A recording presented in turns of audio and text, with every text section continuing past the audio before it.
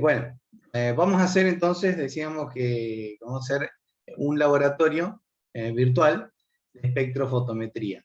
¿Tá? Ustedes tienen el práctico ahí en la página del Moodle de la materia, y tienen además un par de simuladores que corresponden cada uno a las dos actividades que están propuestas para hacer en el práctico. ¿Tá? Bien, vamos a dar una pequeña introducción al tema de lo que es la espectrofotometría, ¿eh? Y después ustedes, yo les voy a dar tiempo para que hagan el práctico.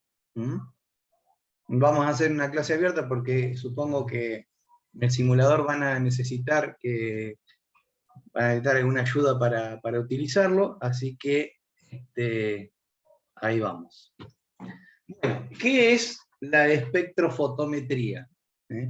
La espectrofotometría es un conjunto de metodologías de medición que utilizan el espectro electromagnético, o sea, utilizan la interacción del espectro electromagnético con la materia. ¿Tá?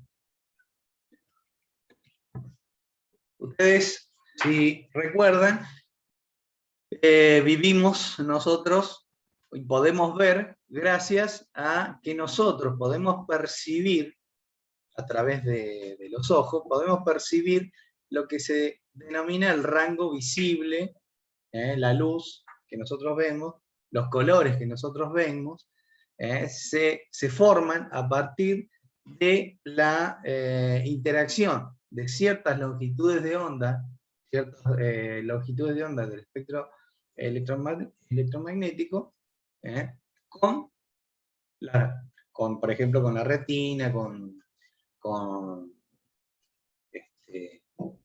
cualquier elemento. Nosotros podemos ver solamente el espectro de longitudes de onda del visible, que van desde 400 nanómetros a 700 nanómetros. No obstante, el espectro electromagnético tiene muchas más longitudes de onda. Y fíjense que por debajo de los 400 nanómetros encontramos hasta los 200 nanómetros, es el rango de la luz ultravioleta. Más abajo tenemos los rayos X, y más aún abajo tenemos los rayos gamma. Cuanto más pequeña es la longitud de onda, más energética es esa longitud de onda, ¿no es cierto? Por encima de los 700 nanómetros tenemos el infrarrojo, que el infrarrojo está compuesto por tres tipos de longitudes de onda: el infrarrojo cercano, medio y el térmico.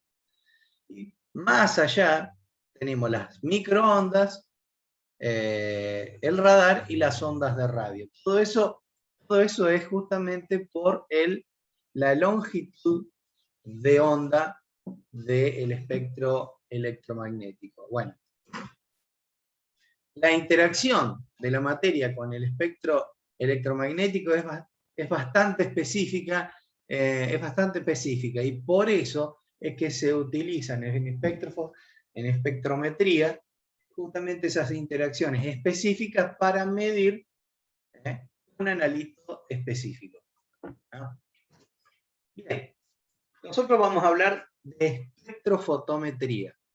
La espectrofotometría, los espectrofotómetros que ustedes pueden, que incluso ustedes van a trabajar ahora en el simulador, son espectrómetros que trabajan en el rango del visible y también pueden trabajar en el rango del ultravioleta. ¿Qué implica la espectrofotometría?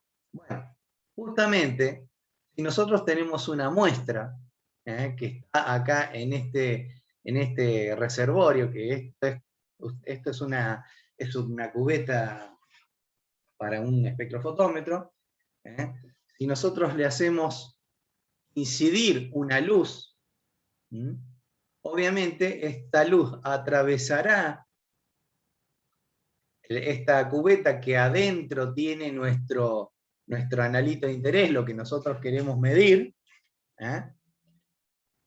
Esto que está adentro de la cubeta tendrá algún tipo de absorción de esa luz incidente, y por lo tanto, la luz emergente, que sería esta que está acá, va a ser menor.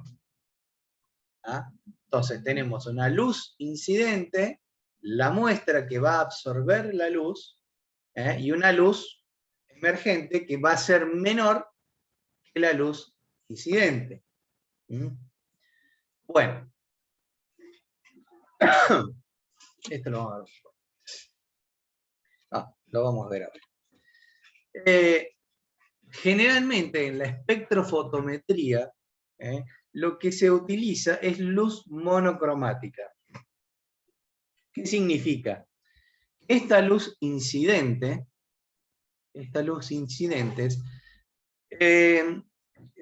vibra en una sola longitud de onda. ¿Qué significa esto? Fíjense, esto es un prisma. Este es el efecto que tiene la luz blanca cuando pasa a través de un prisma. Se termina abriendo la luz, o mejor dicho, se terminan separando las diferentes componentes de la luz blanca de sus respectivos colores. La luz blanca está compuesta por una mezcla de longitudes de onda del espectro electromagnético, y esas ondas se pueden separar, son factibles de separar. Si nosotros utilizamos un prisma, tenemos este fenómeno, el mismo fenómeno que, por ejemplo, es lo que ustedes ven en el arco iris.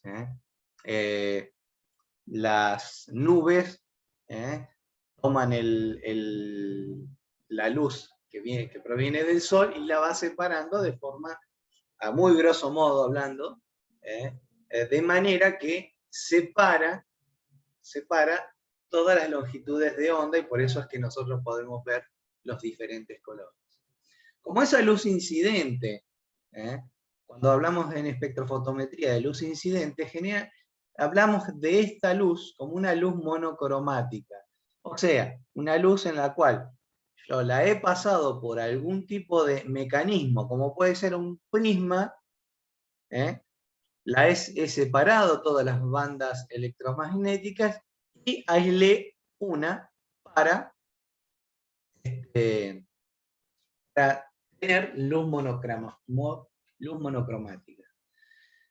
Está bien que esto es una forma, el prisma es una forma didáctica de explicarle cómo se separa la luz que está compuesta por varias longitudes de onda.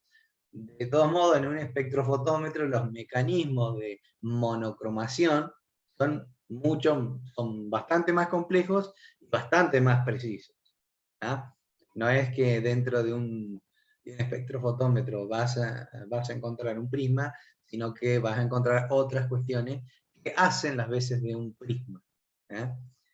Bien, ese prisma lo que hace es aislar la luz monocromática, o sea, un tipo de luz, para obtener una luz monocromática. Bien, habíamos dicho que esa luz monocromática ahora va a incidir sobre la muestra, y la muestra la absorberá en una proporción que está, o sea, va a absorber una cantidad de luz que está en relación con la cantidad de materia que hay en esta muestra. O sea, Si esta muestra es muy concentrada o es muy diluida, va a absorber poca luz, y si es muy concentrada, va a absorber más luz. ¿Ah?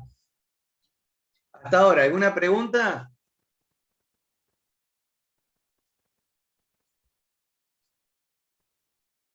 ¿Gente, alguna consulta?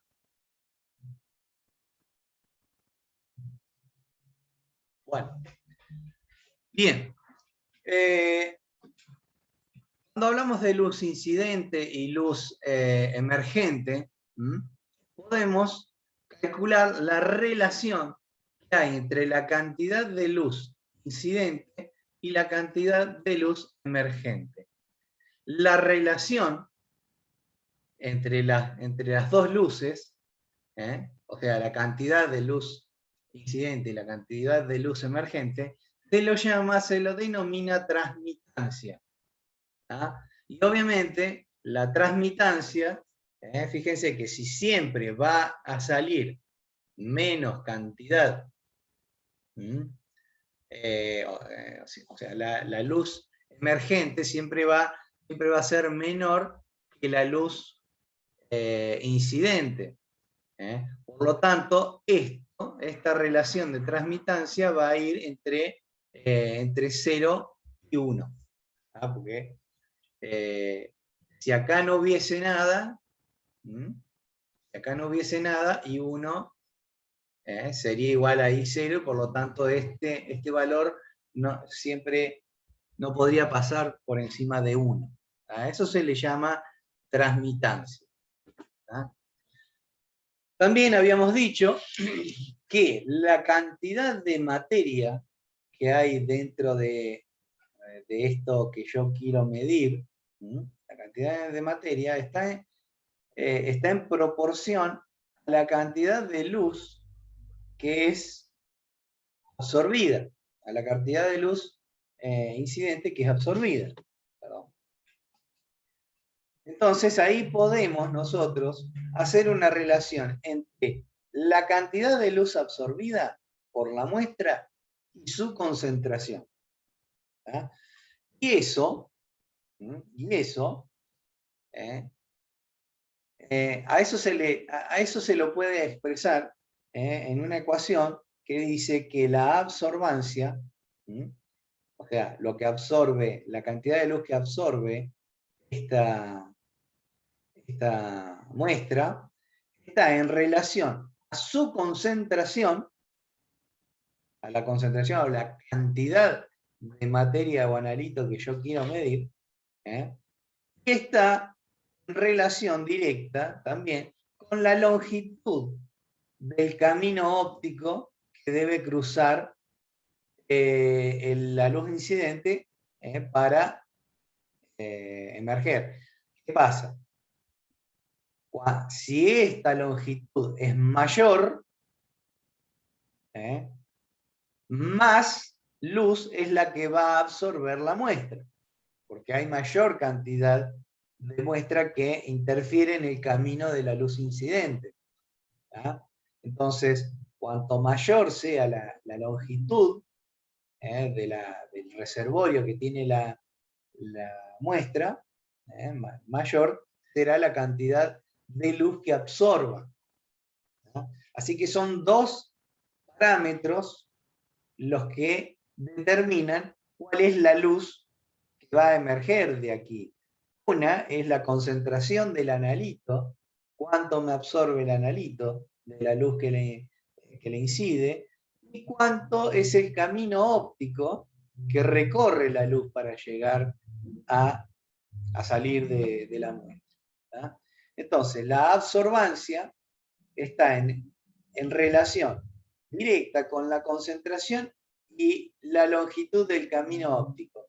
Generalmente en los equipos de espectrofotometría, la cubeta tiene un camino óptico de 1 centímetro, esto está casi, se podría decir, estandarizado, aunque pueden venir otros equipos o bien tener otras disposiciones, la cual el camino óptico puede variar.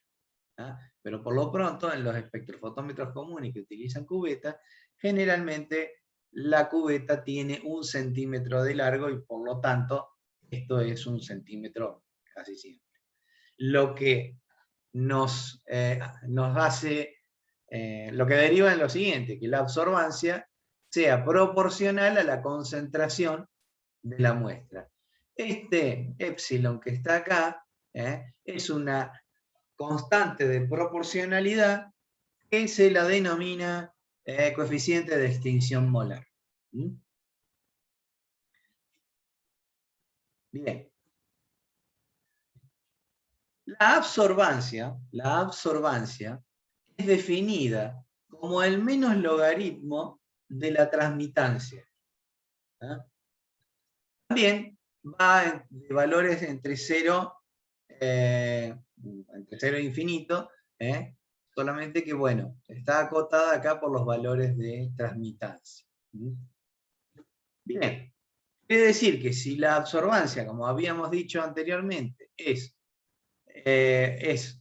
proporcional a la concentración y a la longitud del camino óptico, entonces podemos relacionar transmitancia también con el valor de concentración. ¿Ah? De todos modos, los equipos de espectrofotometría pueden medir con las dos opciones, o medir transmitancia o medir absorbancia. ¿Ah? Todo depende de qué es lo que más conviene al operador, el usar transmitancia o absorbancia. ¿Ah? Bien. ¿Alguna duda hasta ahora?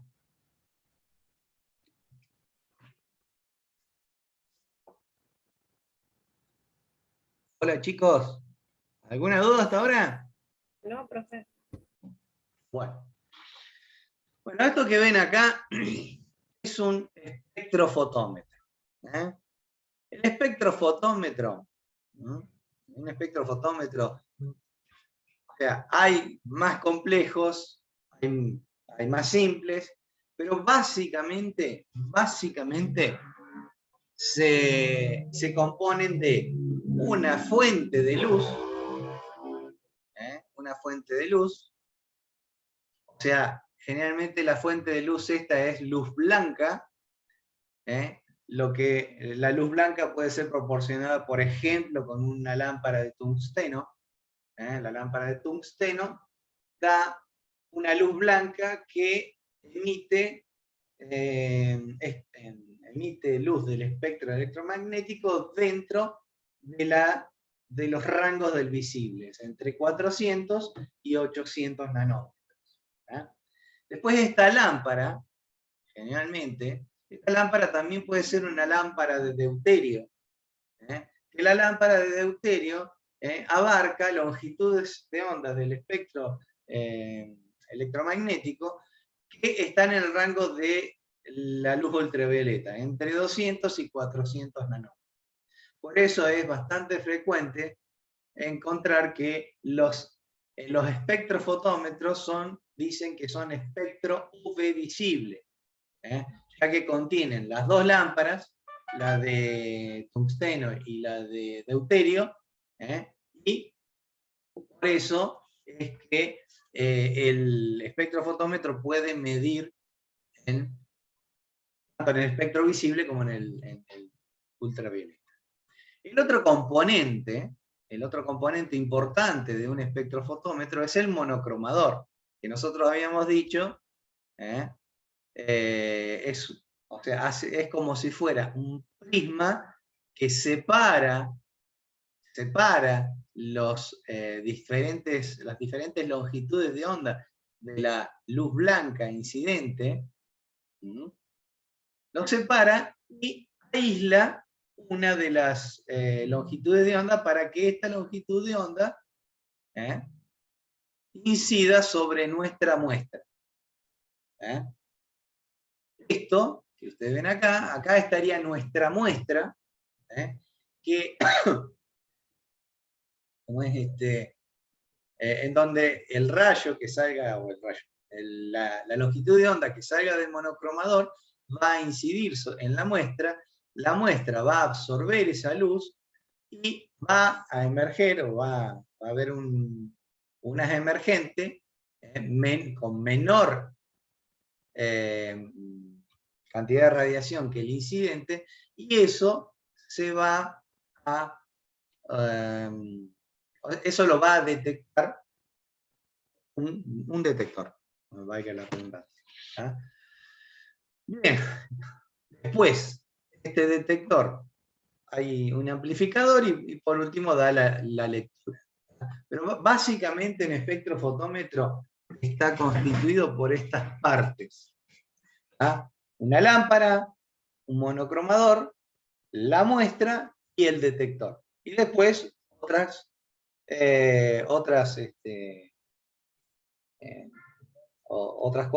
partes de la máquina que lo que hacen es traducir la señal que llega al detector. ¿No? Bien. Hay dos tipos de operaciones que podemos hacer con un espectrofotómetro. ¿No? Una es la determinación del espectro de absorción y la otra es una curva de calibración para determinar la cantidad que hay de un analito en una determinada muestra. ¿No? Los espectros de absorción realmente son útiles, primeramente para saber, para caracterizar al compuesto analito que yo estoy queriendo, con el que yo estoy queriendo trabajar.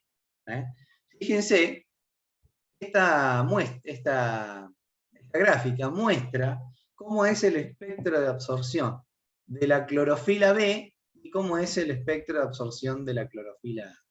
Obviamente estas dos están superpuestas, pero cuando yo lo hice y lo determiné, tenía solamente clorofila B en una concentración X medible entre 0 y 1 de absorción. Generalmente entre 0 y 1 de absorción. Después vamos a ver otra cosita. Entonces uno va leyendo la absorción que tiene a una determinada longitud de onda y va midiendo la absorción a todas esas longitudes de onda y va armando lo que se llama el espectro de absorción. El espectro de absorción, por ejemplo, sirve para ver el grado de purificación que tiene una sustancia. O sea, si esta clorofila estuviese contaminada con alguna otra cosa, nosotros no veríamos dos picos, sino que podríamos ver más cosas. A cada componente, cada analito, cada sustancia que nosotros queremos medir, tiene su propio espectro de absorción. Y en general voy a utilizar de este espectro de absorción la longitud de onda con mayor absorción para luego desarrollar una metodología de medición.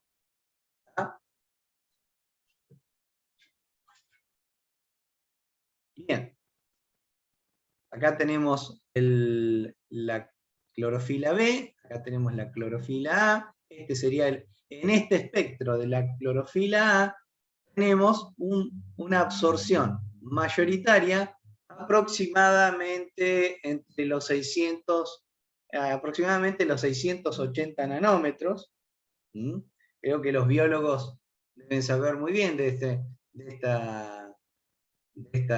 ¿cómo se llama? De esta longitud de onda, porque es justamente a la longitud de onda donde más absorbe la clorofila A y es donde es la longitud de onda que absorbe justamente para ser transformada en energía para la planta.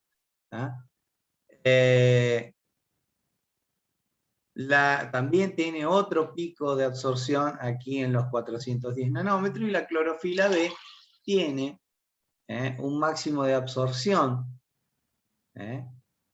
aquí aproximadamente a los 480, 470 nanómetros, y también tiene otro pico aquí en los 630 nanómetros. ¿Tá? Así es como se arma un espectro de absorción. En realidad el espectro de absorción es una gráfica de absorbancia. Ustedes van a poder medir absorbancia en función de las distintas longitudes de onda del espectro. Visible, en este caso, visible, y si tenemos un espectrofotómetro UV, podremos medir incluso un espectro de absorción en el rango del UV y del visible. Bien. Una vez que yo tengo determinado cuál es mi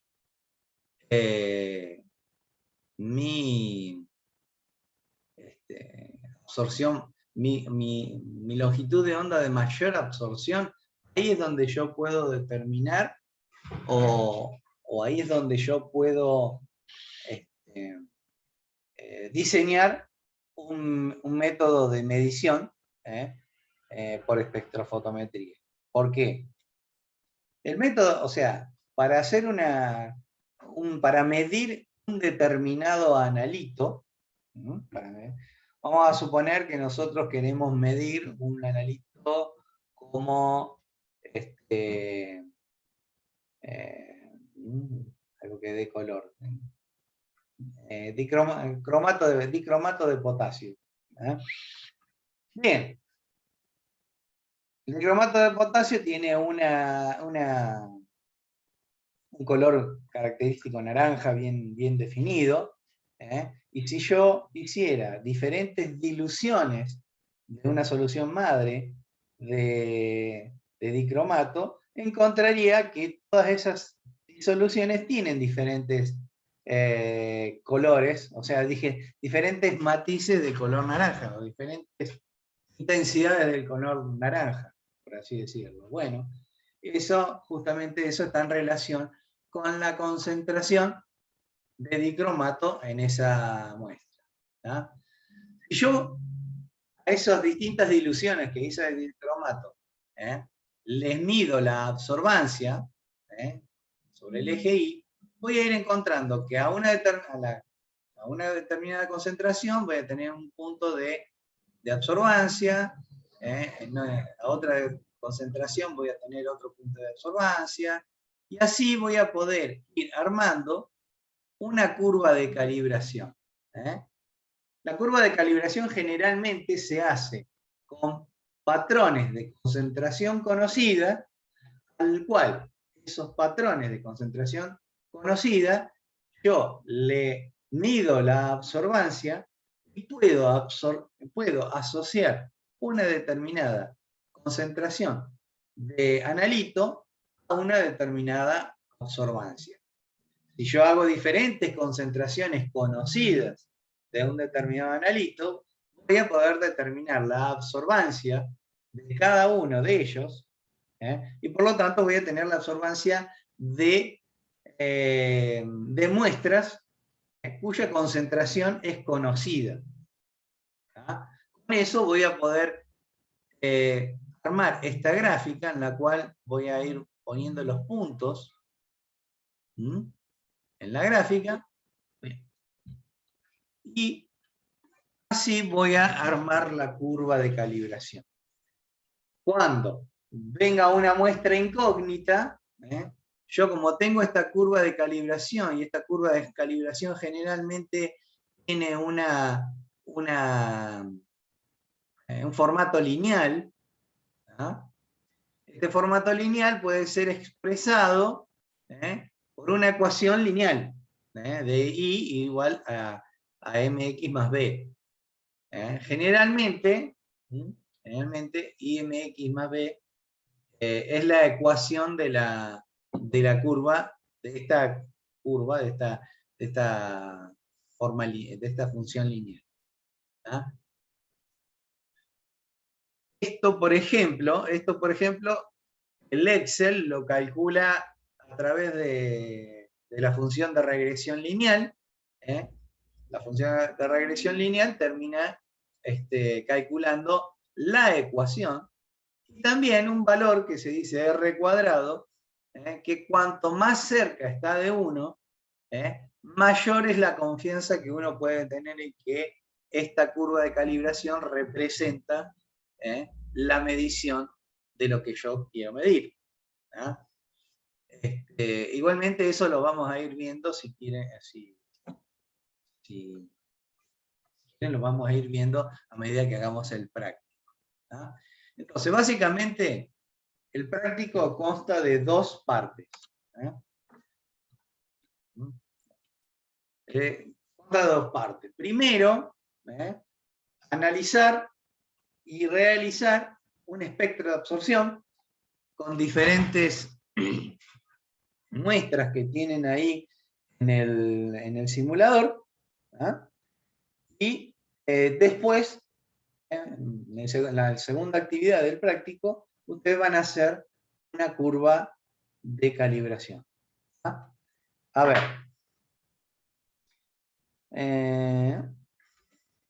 Espérenme 2 segundos.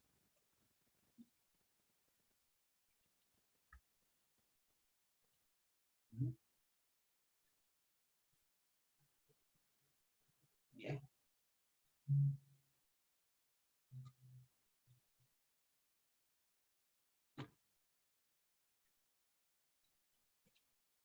En el primer simulador es este. El primer simulador que es este. Entonces, fíjense que acá tenemos, este es el espectrofotómetro. A ver. ¿Lo ven al espectrofotómetro? Sí. Bueno, en el espectrofotómetro tenemos dos funciones. Una que es la de barrido y otra que es la de impresión. En la primera parte ustedes van a ver el barrido espectral. A ver, para verificar cómo es la absorción de estos compuestos que tienen acá. Fíjense que tienen paranitrofenol, tienen NADH, tienen hemoglobina y tienen reactivo y proteína reactivo de Bradford.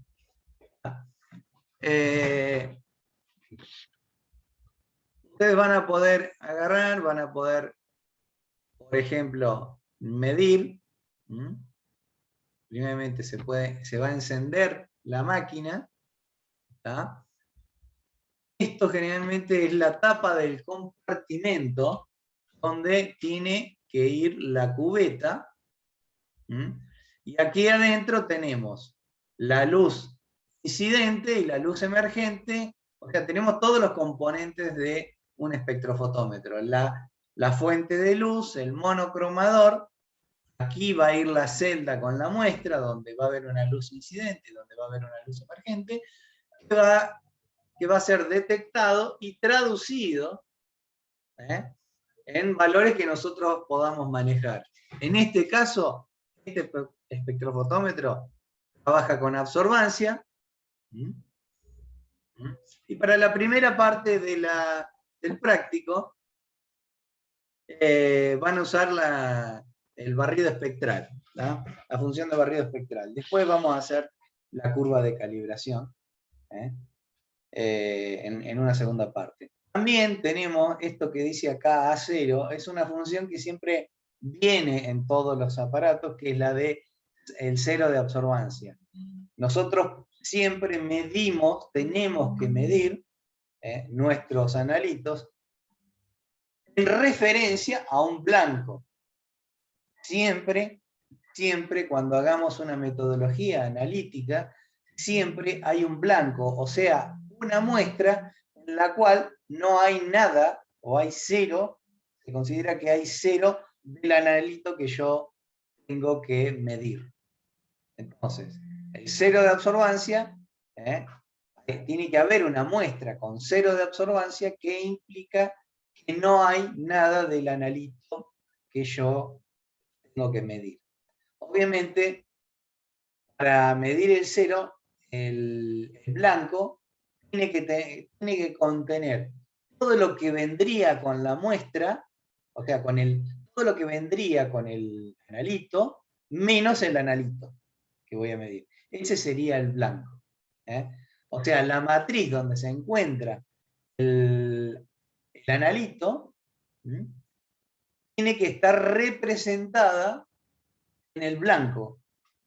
Por ejemplo, si yo tengo sacarosa en un buffer fosfato.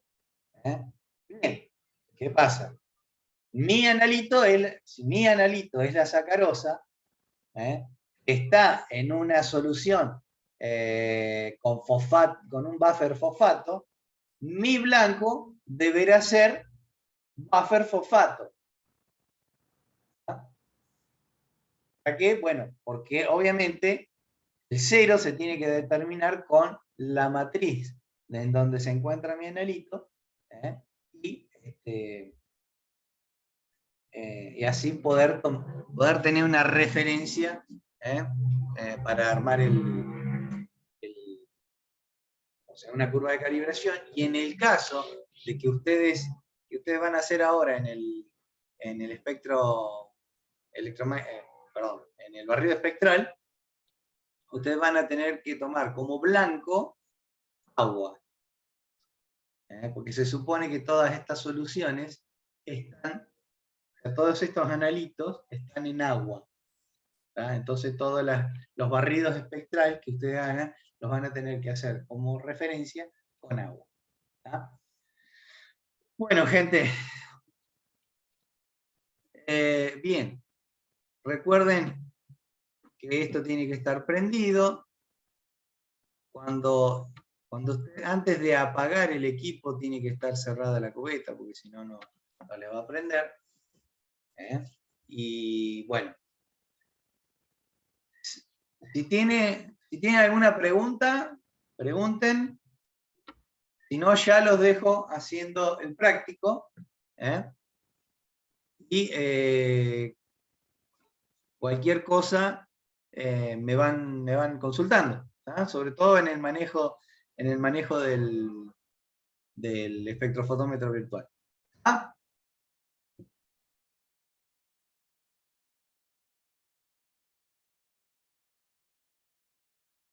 Hola, ¿hay alguien ahí?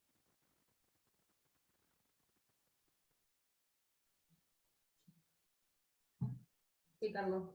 Bueno, van a hacer, entonces a partir de ahora tienen que hacer la actividad 1 del trabajo práctico, y son las 18:13, más o menos a las 18:45, un poco más de media hora, volvemos a charlar y a ver qué es lo que hicieron.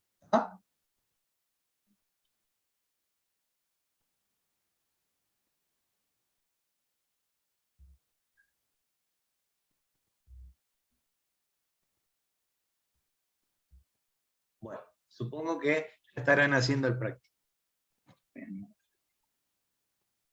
Así les queda guardadito esto.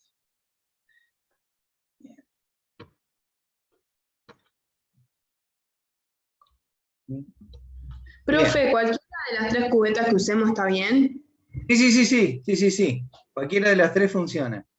Lo que sí, el haz de luz suele aparecer en medio de la cubeta, y por lo tanto hay que llenar la cubeta completamente. Por eso se dice de poner 3 mililitros de solución para que la luz que pase a través de la cubeta siempre pase por dentro, o sea, siempre pase por el seno de la solución y no tome aire, por así decirlo.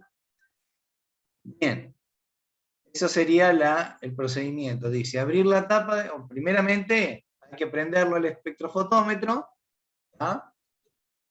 Dice, abrir la tapa del espectrofotómetro, abrir la tapa, y introducís, esto lo introducís con la flecha verde y con la verde introducís y con la roja lo sacás. ¿Tá? Entonces ponemos la cubeta en el espectrofotómetro. Cerramos la cubeta, ¿qué sigue después? Cerrarla y clicar en la gráfica que mostrará el barrido espectral. Bien. Clicamos ahí en este botoncito. A mí en longitudes de onda, por ejemplo, me aparece 800. ¿Cómo? En longitudes de onda a mí me aparece 800. Sí, va de 200 a 800. Acá estamos cubriendo el UV de 200 a 400, de 400 a 800 es el espectro visible. ¿Tá? Como verás, el agua no tiene absorción ninguna de estas longitudes de onda, por eso es que todo te da 0. Ah. Ahora bien, ¿sí? Eso va a pasar con el agua. Acá dice clicar el botón fotografía, aparece, fotografía que está ¿dónde? Acá. Y te va a aparecer el espectro. Fíjate vos que no hay, el agua no tiene absorción, no absorbe ni UV ni visible. Por eso es que tenés esta curva así, ¿ah? o esta gráfica de esta forma. ¿Ah? En ninguna de las longitudes de onda te absorbe el agua. ¿Ah? Bien. ¿Pero qué sigue? A ver.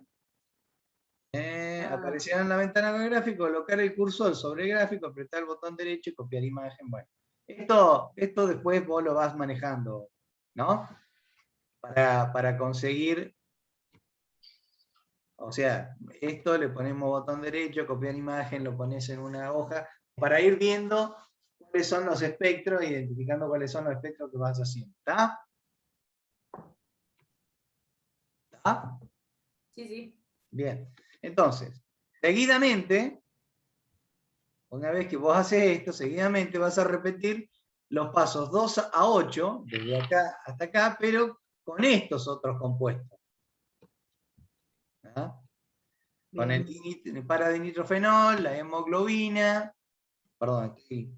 Va a probar con los otros compuestos, el paradinitrofenol, la hemoglobina, el reactivo de Bradford, el NADH y la proteína Bradford. ¿Ah? Entonces, ¿qué vas a hacer? Primeramente, abrís esto, sacás la cubeta.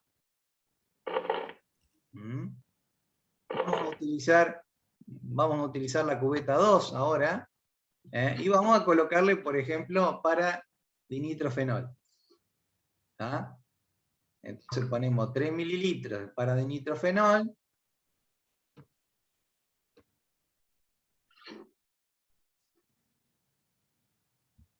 ¿Sí?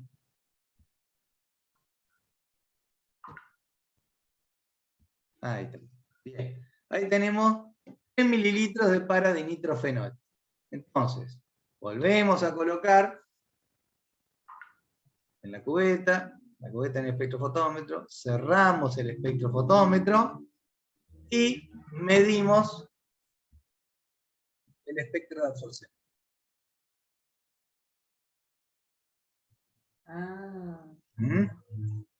Fíjate vos que ahora el paradinitrofenol tiene este espectro de absorción donde tiene un pico de 400 nanómetros.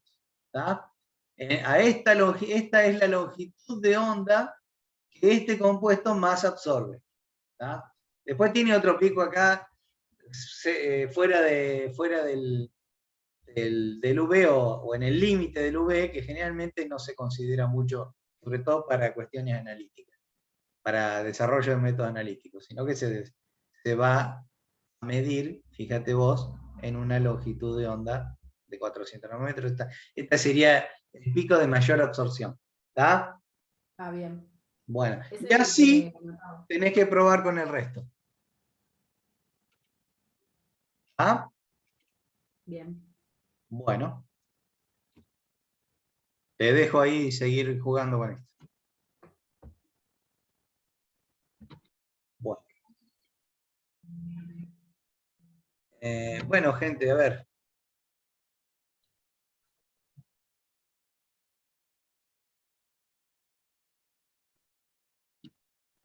Bueno, a ver. Entonces, ¿pudieron armar todos los espectros?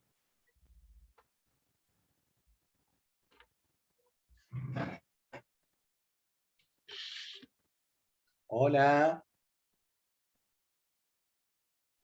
Sí, profe. Sí. ¿Pudieron armar los espectros? ¿Cuál fue el lambda de mayor absorbancia para el dinitrofenol?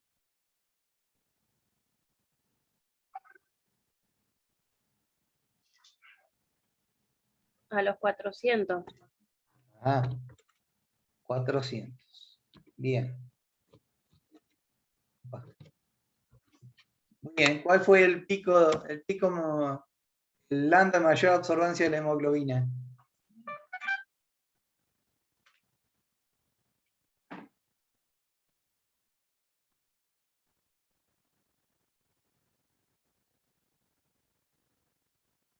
¿Gente?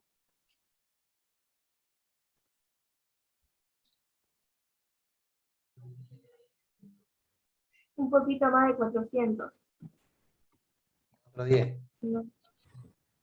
Bien. ¿El reactivo de Bradford?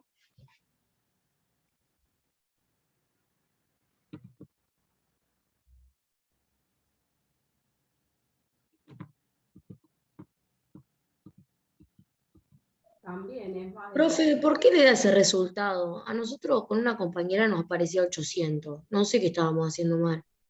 Bueno, a ver, veamos. A ver, veamos. Yo en la hemoglobina puse 420. No sé. Bueno, a ver, vamos a mirar. Bien, a ver, acá vamos a abrir, creo que viene la cubeta adentro. Sacamos, ¿no? Bien, vamos a usar la tercera cubeta. Vamos a poner hemoglobina. ¿Mm? Entonces, hemoglobina, 1, 2 y 3 mililitros. Bien, colocamos.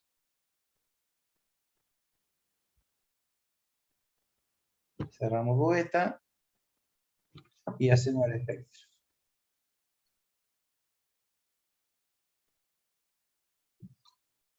Bien, más o menos este pico por acá da en 410, 415 nanómetros. ¿Ah? Ese sería el mayor pico de absorción. Tiene varios picos, pero el mayor está acá a 410 nanómetros. ¿Ah? Después, esto vamos a sacarlo.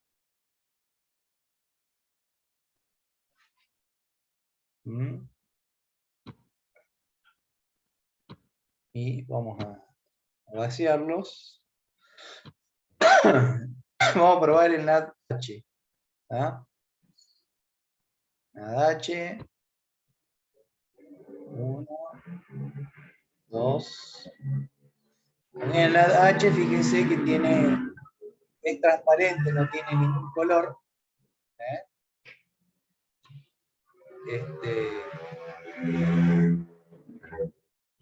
Si tiene algún pico de absorción, no va a ser en el visible. ¿Tá? Porque obviamente no se ve ningún color. A ver, vamos a mirar. Fíjense. El NADH, nicotinamida de nucleótido, tiene dos picos de absorción. Uno que está acá en 250 aproximadamente y otro que está aquí a 350. ¿Se dan cuenta? Fíjense, ¿por qué es transparente la solución? O sea, ¿por qué tiene absorción, pero esto es transparente? Y porque justamente está absorbiendo en el UV, en el rango del ultravioleta, y por eso no se ve ningún color. ¿Ah? ¿Se entiende? Entonces, para esto hubo dos picos. Uno a 250 y el otro aproximadamente a 150. ¿Está?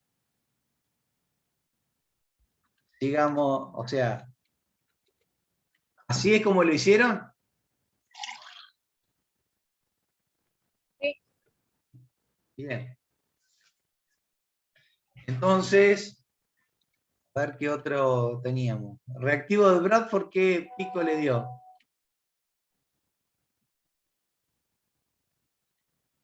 ¿Qué va? Sí. ¿Qué pico de absorbancia mayor le dio? 460 puse yo. ¿460? Sí. 460. Estoy compartiendo ahí el espectrofotómetro, ¿no? Sí. Sí. Entonces, a ver, pongamos en la 2. Primeramente vamos a sacar la cubeta de acá.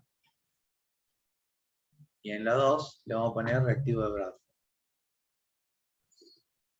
Vamos a ponerle 1. Vamos a ponerle 2. Vamos a ponerle 3.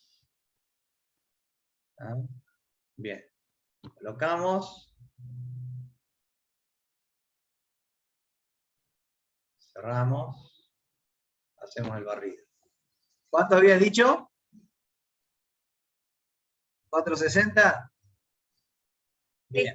Sí. Perfecto. Acá tenés el 461 y tenés otro pico acá a 650 más o menos también. ¿Está? Bien.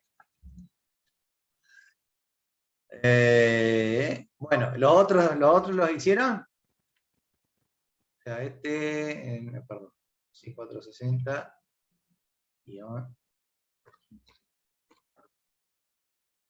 nada H era 250 y 350. ¿Y la proteína Bradford la hicieron? Sí, da 600. 600, perfecto. ¿Ah? 600. Bien. Entonces, ¿cuántos picos de absorción puede identificar en cada compuesto? Bueno, aquí identificamos uno para el nitrofenol, uno para la hemoglobina, 2 para el reactivo de Bradford, 2 para NADH y 1 para proteína Bradford. ¿Ah? Que son los picos de mayor absorción. ¿Ah? ¿Cuáles de esos picos de absorbancia podrían ser utilizados en un método espectrofotométrico para la determinación de este analito? Generalmente, el pico que tiene mayor absorbancia es el que se utiliza para un método analítico. ¿Ah? Porque se supone que cuanto más absorbe la muestra en la longitud de onda, que más absorbe, más sensible es el método. ¿Ah? O sea, se pueden medir cantidades cada vez menores. ¿Ah? Utilizando, bueno, ¿cuáles son los picos de absorbancia? Bueno, ustedes identifíquenlo. A esos picos, bueno, más o menos ya los tenemos identificados acá. Fíjense que, a ver, nosotros vimos era el de reactivo de Bradford. Reactivo de Bradford tiene 2 picos. Igualmente el reactivo de Bradford es un reactivo que se utiliza para medir proteína. Cuando el reactivo de Bradford se combina con una proteína, por ejemplo, da este color azulado. Y fíjense, vamos a usar la tercera. Vamos a sacar adentro. Ajá.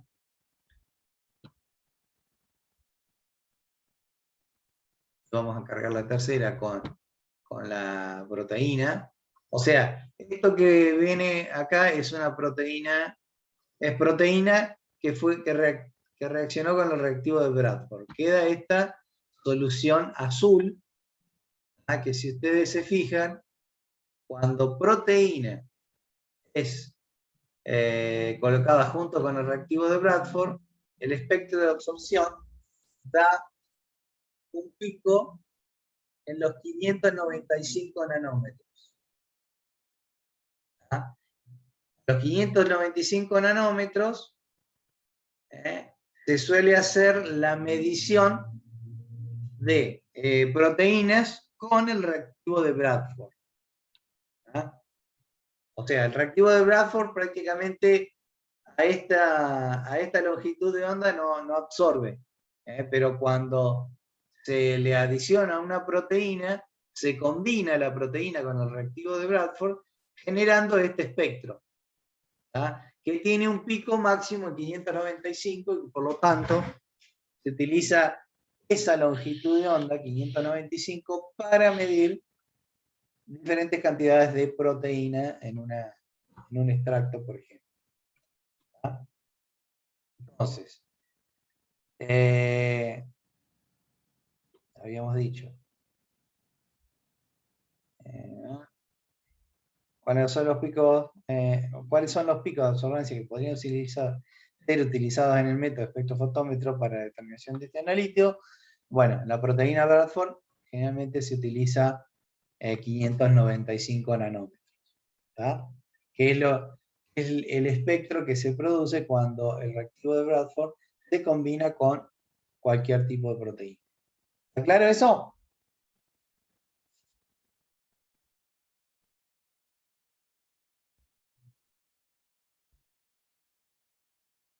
Hola. Sí. Bueno, a ver. ¿Pudieron continuar el práctico acá utilizando el simulador A? Ahora colocan 3 cubetas distintas cantidades de hemoglobina, como lo indica la siguiente tabla.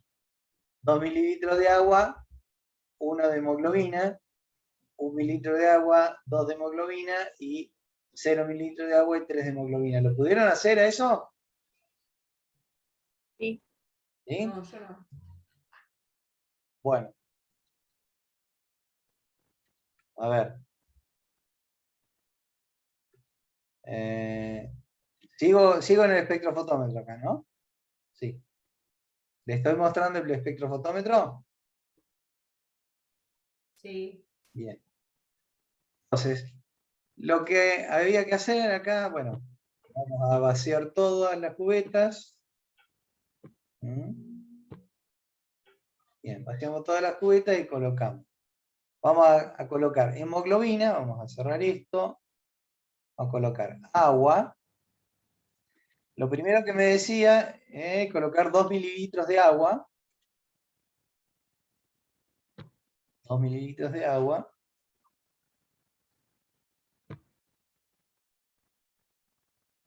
Mililitros de agua y 1 de hemoglobina.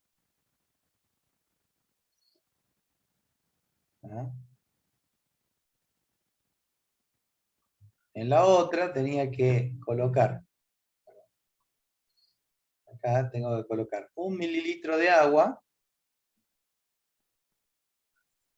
y 2 de hemoglobina.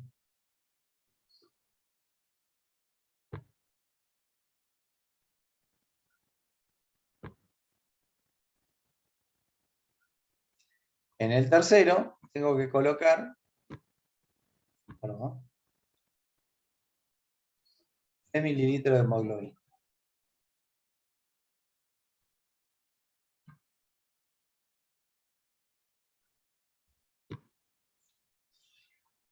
Bueno, ya pueden ver, ya viendo las cubetas, ya pueden ver, hay una diferencia, ¿no? ¿Se ve?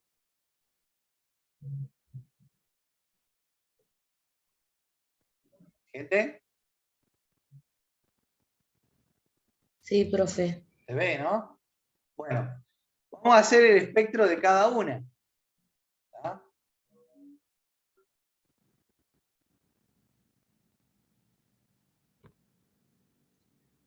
Ahí es. Fíjense, más o menos a unos 400 y poquititos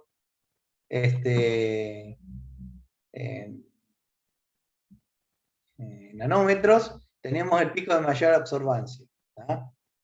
Bien. Digamos, este es el más diluido de los tres, ¿tá? Ahora vamos a poner uno más concentrado y vamos a ver el espectro, qué es lo que da.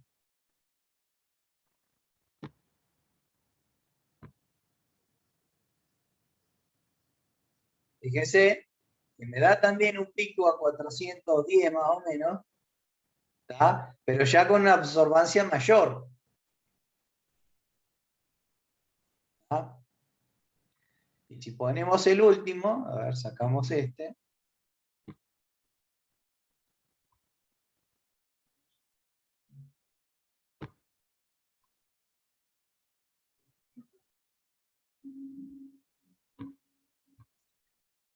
Medimos el espectro. Y fíjense que tenemos a 410 un pico mayor aún. ¿Tá? Esto es lo que ustedes tenían que observar con las diferentes diluciones de hemoglobina y cómo el equipo va detectando que a esta longitud de onda prácticamente va aumentando la absorbancia a medida que aumenta la cantidad de hemoglobina en la muestra. ¿Tá? Bien, ¿se ve eso? ¿Se entiende? Sí, profe. Bueno, esto viene a colación para el próximo ejercicio, donde ustedes van a hacer algo similar a esto que estamos haciendo ahora. Solamente que lo vamos a hacer a una determinada longitud de onda para armar la gráfica de la curva de calibración. ¿Tá? Bien. Entonces, para el próximo, ¿tiene alguna pregunta con respecto a esta actividad? Sí, profe, yo no entendí la pregunta 2. La pregunta 2, sí, ahí. Sí. La pregunta 2 dice, ¿cuál de estos picos de absorbancia podrían ser utilizados en un método espectrofotométrico para la determinación de ese analito? En general, se van a utilizar,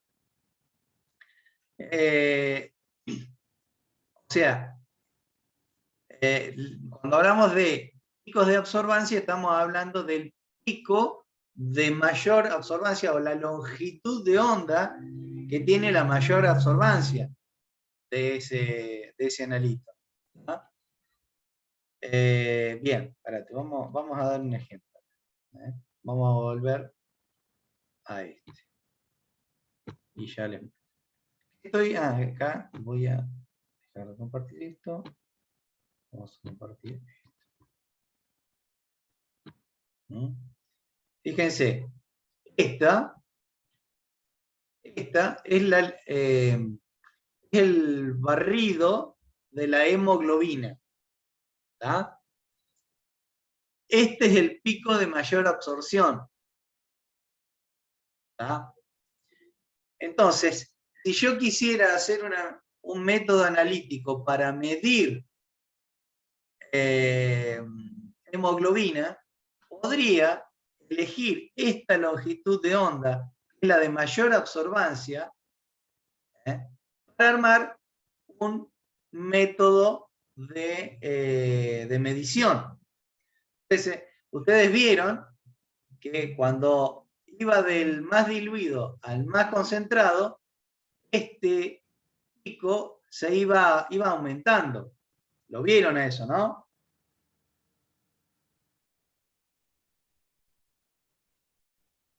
¿Lo vieron? Sí, profe. Bueno, entonces, quiere decir que si yo ahora solamente midiera a esta longitud de onda, voy a encontrar que cuando es más diluido, la absorbancia es menor, y cuando es más concentrado, la absorbancia es mayor. Y a medida que aumento la cantidad de hemoglobina, aumenta el valor de la absorbancia a este valor de 410 nanómetros, que es el pico de mayor absorbancia. ¿Tá? Entonces, el pico de mayor absorbancia que está representado por la longitud de onda 410 nanómetros, ese sería el pico en la cual podría ser utilizado en un método espectrofotométrico. ¿Tá? El pico de mayor absorbancia es el que se puede utilizar para un método espectrofotométrico. ¿Tá? Entonces, uno va, en la pregunta 2 dice, ¿cuáles de esos picos de absorbancia podrían ser utilizados en un método espectrofotométrico? Bueno, voy mirando los espectros y voy viendo la longitud de onda, que determina el máximo pico de absorción del compuesto, y ese es el que puedo yo usar para un método espectrofotométrico. ¿Está? ¿Se entiende?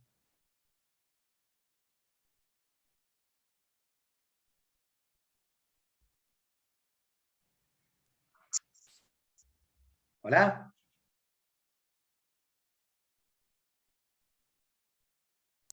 Sí, profe, se entiende. Bueno, bien. Entonces ahora vamos a ir a la actividad 2. ¿Ah? Que en realidad la actividad 2 propone hacer una curva de calibración, ya entendiendo que cada analito tiene su propio espectro de absorción de luz, ¿tá? O de longitudes electromagnéticas. ¿tá? Cada compuesto tiene su propio espectro de absorción. Ese espectro de absorción siempre hay un pico de mayor absorbancia, y que ese pico de mayor absorbancia lo puedo utilizar para, por ejemplo, hacer un método analítico. ¿eh? Entonces ahora vamos directamente a armar un método analítico a través de, haciendo una curva de calibración. ¿tá? Para eso, ustedes van a utilizar el simulador 2 con permanganato de potasio. ¿tá? Ustedes van a armar diferentes concentraciones de permanganato y a esas concentraciones le van a medir la absorbancia. ¿tá? Y cuando le miden la absorbancia a esos patrones de distinta concentración, vamos a poder generar un gráfico donde unamos los puntos de absorbancia versus concentración, y vamos a poder realizar una curva de calibración. ¿Se animan? ¿Se animan? No, se tienen que animar. Así que pueden empezar a hacer la segunda actividad del práctico. ¿Está? Profe, Sí, diga. tengo una pregunta. ¿Hasta qué actividad tenemos que llegar? Porque yo ahora me tengo que ir a hacer unos mandados y nada, voy a salir de la clase. Hasta las 8:30 de la noche tenemos tiempo para trabajar en la clase. Bueno, listo. Esta clase la sube igualmente son apenas termine. Son dos ¿no? actividades. Esta es la segunda actividad, y sí, después la voy a subir a Moodle. Lo que hayamos hecho, lo voy a subir al Moodle. ¿Ah? Listo, profe, gracias. No, nada. Bueno, pueden iniciar, los que queden, pueden iniciar la actividad 2.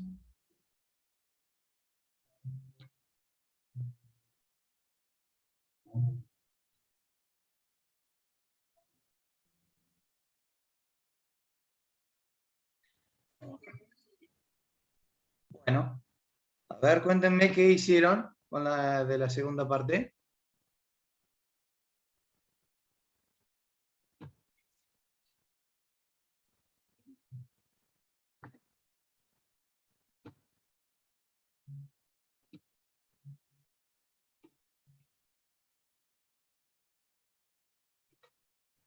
Había que seguir los pasos y después dibujar una gráfica. Bueno, ¿y qué hicieron? La absorbancia, a mí me quedó una gráfica lineal. Bien, a ver. Sí, a mí también. ¿Quieren mostrar? ¿Les gustaría mostrar? Pueden pueden compartir pantalla y mostrar.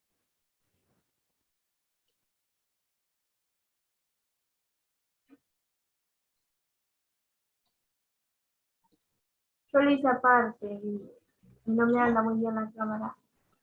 ¿Cómo? Que lo hice en la hoja y no me anda bien la cámara. Bueno, ¿alguien más que lo pueda compartir?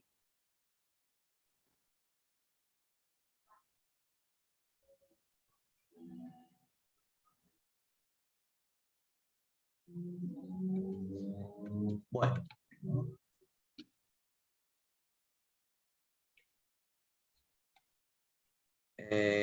Vamos a hacer así, vamos a compartir.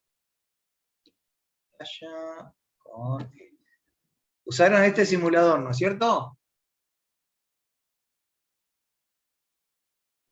Sí. Bien. Bien. El ejercicio decía que, bueno, utilizaremos la actividad del simulador 2. Vamos a poner, seleccionar una solución de permanganato de potasio. O sea, acá teníamos que, ¿cómo se llama? Elegir permanganato de potasio. Profe, es en la ley de ver, Sí. abajo.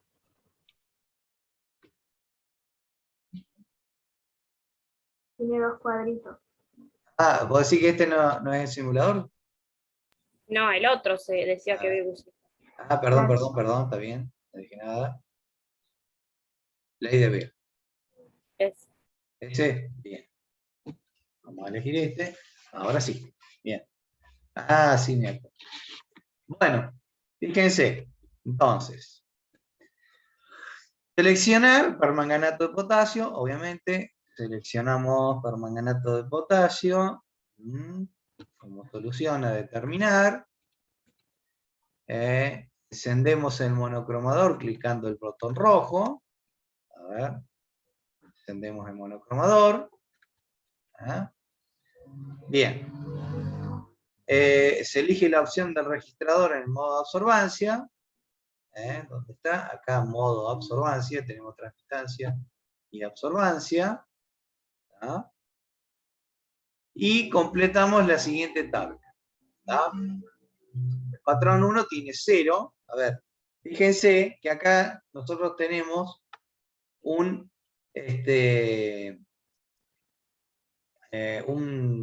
algo que nos va a permitir determinar la concentración de la solución que está en la cubeta. Fíjense que me pide, bueno, concentración 0, absorbancia es 0, ¿no es cierto? Vayan, o sea, después la solución, el patrón 2 dice una solución de 80 micromolar de permanganato, lo que significa que tengo que poner acá. 80. Me da un valor de 0,16. ¿Esto lo pudieron hacer? Sí. Bueno, a ver, ¿me pueden cantar los valores? 0,16, 0,32, 0,16, 0,32, ¿qué más? 0,48, 0,41, 48, 48, ¿qué más? 0,64 34, ¿y qué y más? 0,80. ¿Cómo? 0,80. 0,8. Bien, 0,8. Bueno, eso lo pudimos determinar,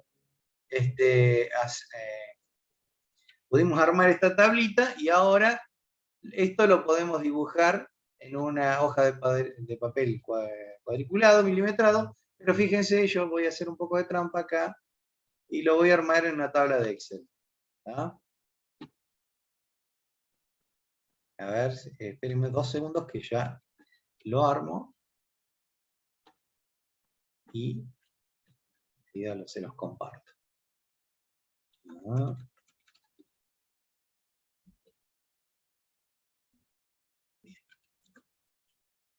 Bueno. Vamos a dejar de compartir esto y ponemos esto. Bien, fíjense, esto es lo que nosotros teníamos, el patrón 1, la concentración y la absorbancia. ¿Ah? Nosotros podemos hacer un gráfico, en el cual acá vamos a insertar un gráfico del tipo XY, de dispersión. Y acá le vamos a colocar los datos. ¿Ah? Vamos a agregar una serie donde los valores de X van a ser los valores de concentración y los valores de Y van a ser los valores de absorbancia. ¿Ah? Fíjense. Opa, ¿qué pasó?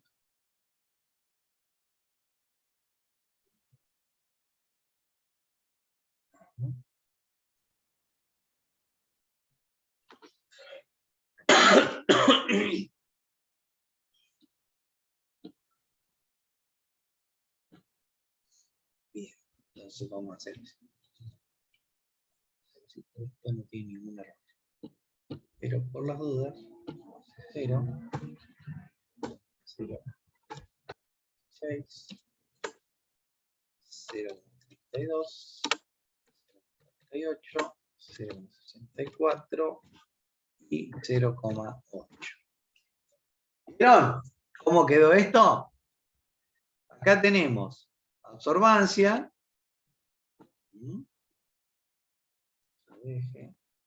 Acá vamos a tener valores de absorbancia.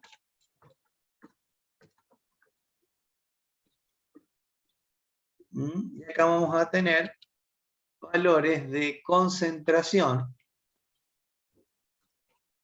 de permanganato en unidades micromolar.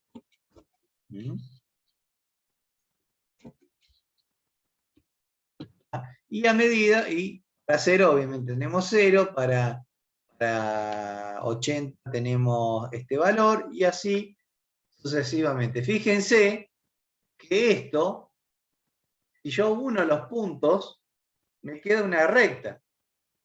¿Ah? Fíjense, le voy a agregar una línea de tendencia, y voy a determinar la ecuación de la recta y el valor R. Fíjense que esto la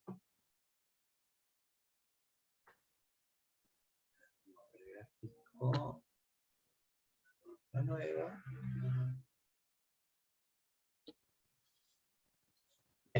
Fíjense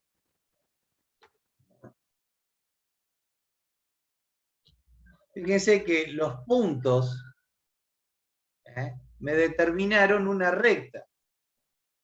Esta sería la curva de calibración, una curva de calibración hecha para una metodología para determinar permanganato de potasio en una solución acuosa.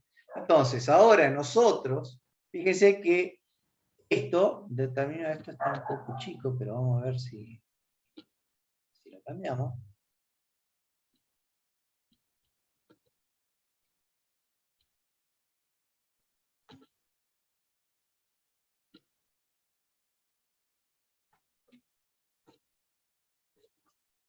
Bien. Fíjense que esta es la ecuación de la recta de esto. A cada valor de I, que es absorbancia, le corresponde un valor de X de concentración. Este valor es 2 por 10 a la menos 16. Prácticamente este valor es 0. A ver si lo puedo multiplicar. Y me queda que la ecuación de la recta, o sea, la ecuación de la recta es esto, y igual a 0,02 por X. ¿Qué significa esto? Que si yo ahora tuviera una solución incógnita, si yo tuviera una solución incógnita, esa incógnita en el espectrofotómetro me va a dar un valor de absorbancia que con esta ecuación que yo tengo acá, I igual a 0,02x, yo puedo transformar el valor de absorbancia que me da el espectrofotómetro en un valor de concentración. ¿Está? Fíjense, o sea, podría ser así que yo tengo una solución ¿cómo se llama? De dicromato de, póngale, 122, bueno, 120, o sea, a ver, ¿qué estoy compartiendo? Discúlpeme ahí que no, el gráfico de Excel, ¿no? Sí. Bien, entonces dejo de compartir y comparto este.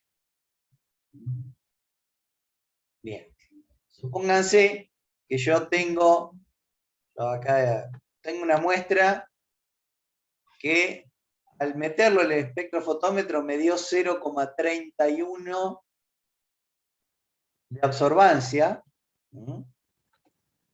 Si me da 0,31 de absorbancia, yo puedo utilizar esta curva de calibración y decir, bueno, 0,31 me da como por acá. Entonces 0,31 de absorbancia me va a dar en la recta un valor por acá, por lo que 0,1 de absorbancia debe tener 0,31 de absorbancia debe tener aproximadamente unos 153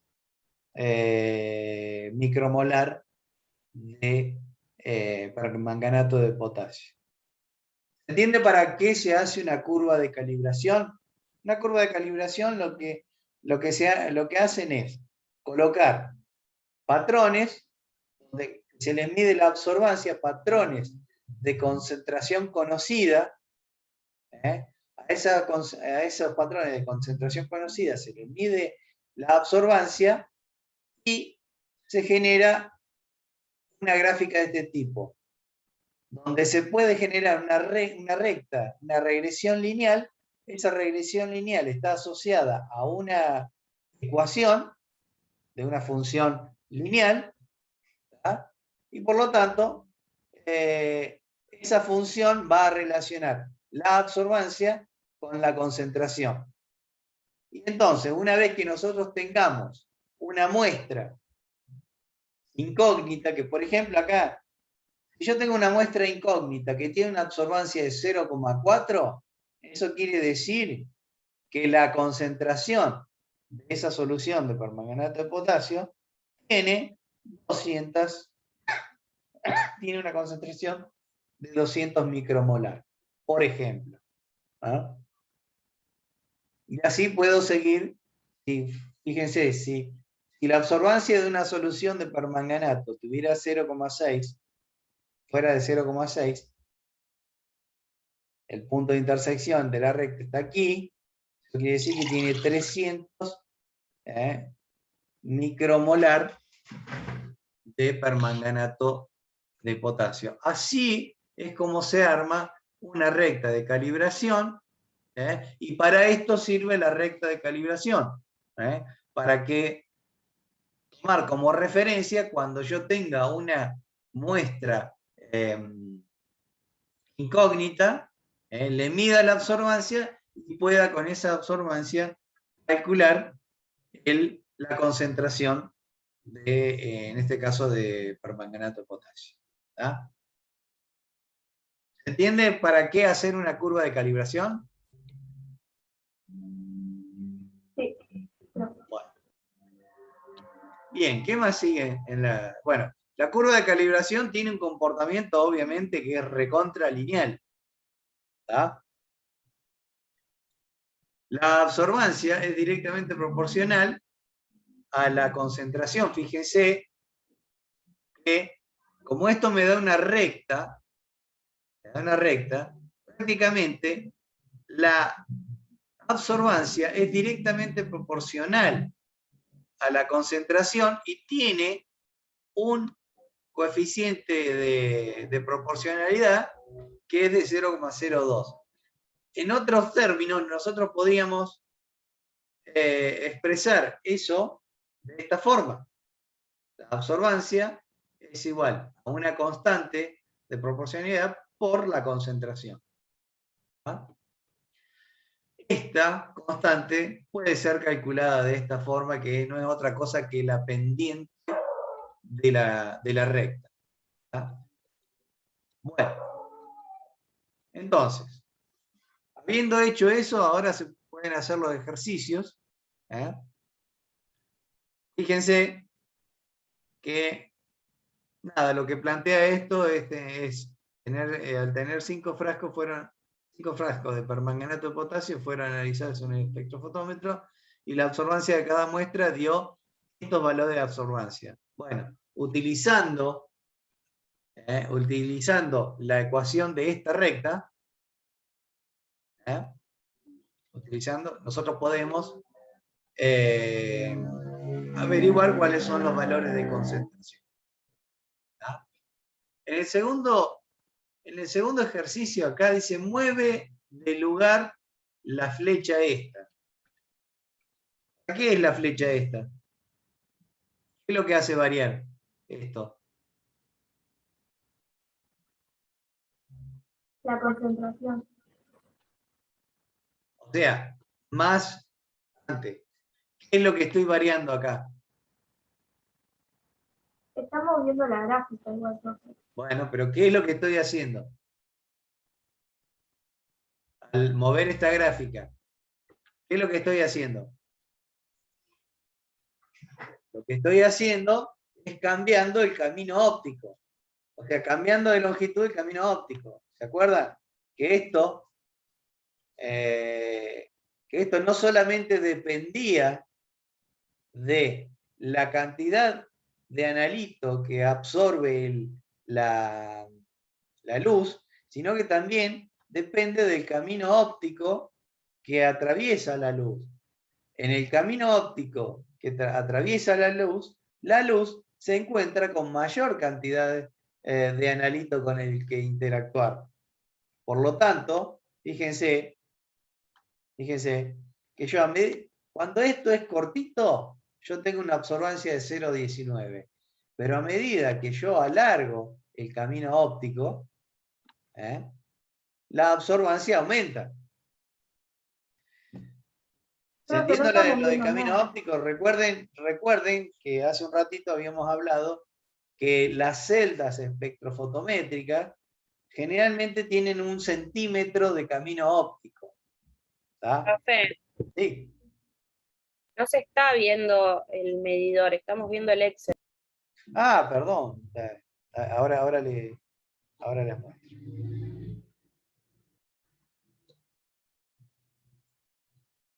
Fíjense.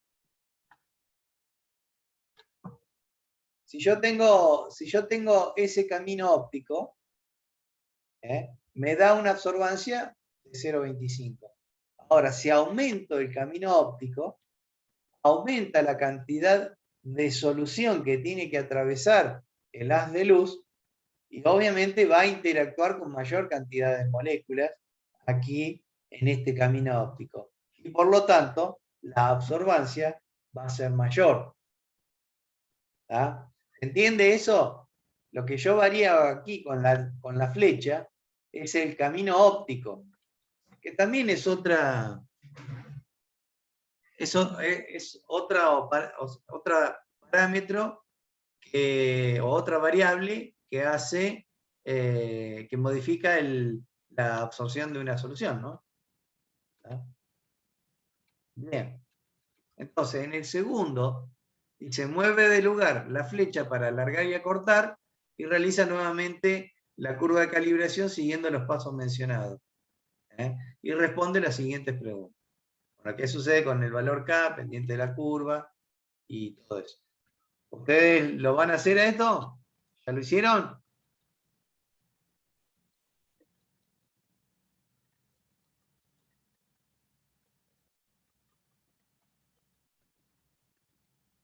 ¿Hola?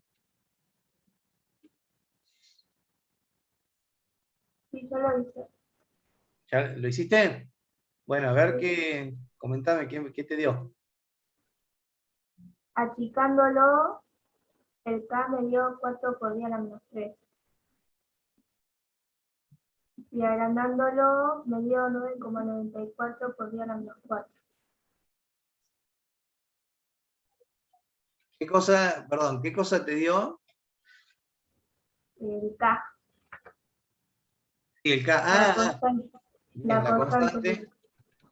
Ajá. ¿Y qué significa eso?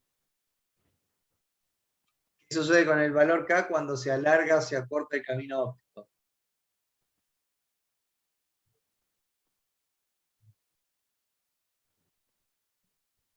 ¿Se aplana? O sea, ¿qué pasaría? ¿Aumenta o disminuye? Por ejemplo, cuando se alarga el camino óptico, ¿la K aumenta o disminuye?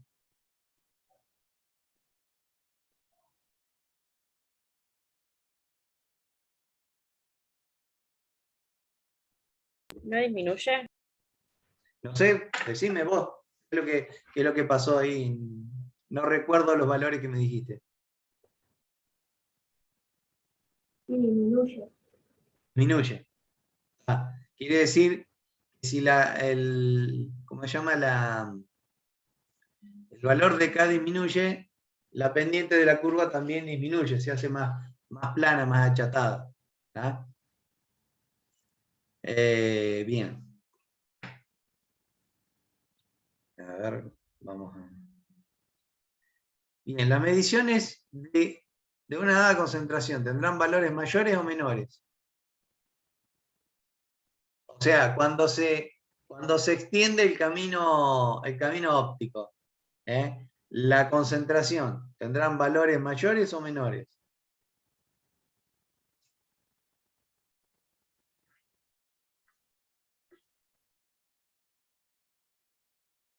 A ver, esto es una pregunta capciosa, ¿tá? Porque obviamente estamos hablando de la concentración de una solución de permanganato de potasio. La concentración, cuando aumenta el camino óptico o disminuye, la concentración no debe disminuir, o sea, no debe cambiar. ¿Tá? La concentración no tiene que cambiar, porque la concentración está definida como cantidad de soluto sobre cantidad de solución, y eso no va a variar en una solución. Solamente va a variar la absorbancia que tenga esa solución si el camino óptico aumenta o disminuye. Pero la concentración en sí, si yo aumento el camino óptico, no tiene que variar. ¿Tá? ¿Entiende eso?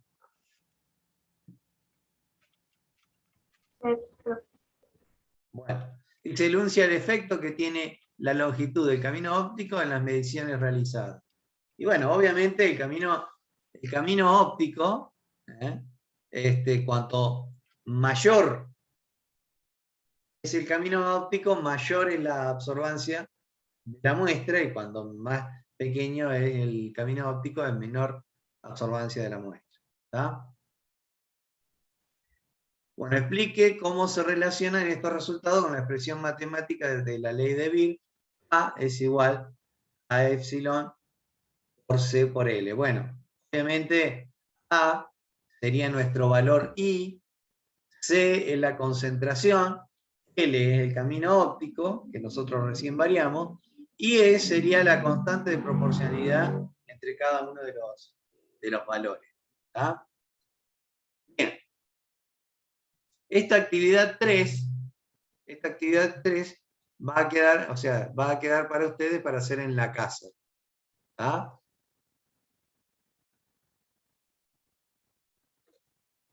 ¿Bien? ¿Hola? Sí, profe. Bueno, esta actividad 3 es una actividad que ustedes van a hacer en la casa. ¿Tá? Cualquier cosa, nosotros lo vemos en alguna consulta más adelante. O antes del parcial. ¿Tá? Listo, profe. Bueno, gente, entonces fue el práctico de espectrofotometría. Entren de vuelta en el práctico, jueguen con los simuladores, entiendan bien, traten de entender bien todo el mecanismo de medición, y cualquier consulta, estamos en las clases para ustedes sacarse las dudas. No se queden con dudas con esto. Listo, profe, gracias. Bueno, gente, nos vemos entonces. Chaucito. Chao, nos vemos.